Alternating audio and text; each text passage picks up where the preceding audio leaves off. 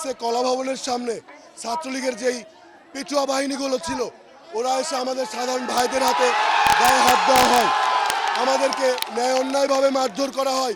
সেখানে প্রিন্সিপাল সহ আমাদের প্রশাসনের অনেক টিচাররা ওখানে উপস্থিত ছিল, কিন্তু তারা কিছুই বলে নাই।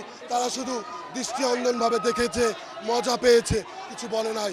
এই জন্য আমরা আজকে এই তরুণ সমাজ একত্রিত হয়েছি। নিশ্চিন্তে খান স্বাস্থ্যকর অল টাইম পান, অল টাইম হেলদি লাইফ। শুধু রাজশাহী কলেজ না, আমরা রাজশাহীতে যতগুলো শিক্ষা প্রতিষ্ঠান আছে, সরকারি বেসরকারি, সকলের ঊর্ধ্বতম কর্মকর্তা, সকল প্রিন্সিপালকে স্বেচ্ছায় পদত্যাগ করার জন্য আমন্ত্রণ জানাচ্ছি। আমাদের পদত্যাগ পত্র পাঠাইছে, এটা আমাদের পদত্যাগ পত্র। আমাদের বলছে উনি পদত্যাগ করবে, বাকি যে স্যারগুলোর নাম বলা হয়েছে ওনারা পদত্যাগ করবে, কিন্তু ওরা এখনো কলেজে আসে নাই। আমরা তাদের সবকিছু তারা করবে, কিন্তু আমাদের প্রিন্সিপাল আগে অধ্যক্ষ মহোদয় আমাদের পদত্যাগ পত্র জমা দিয়েছে, আর বাকি স্যার আমাদের দিবে, আমাদের আশ্বাস দিয়েছে। আমরা 3টে স্যারের নাম বলছি।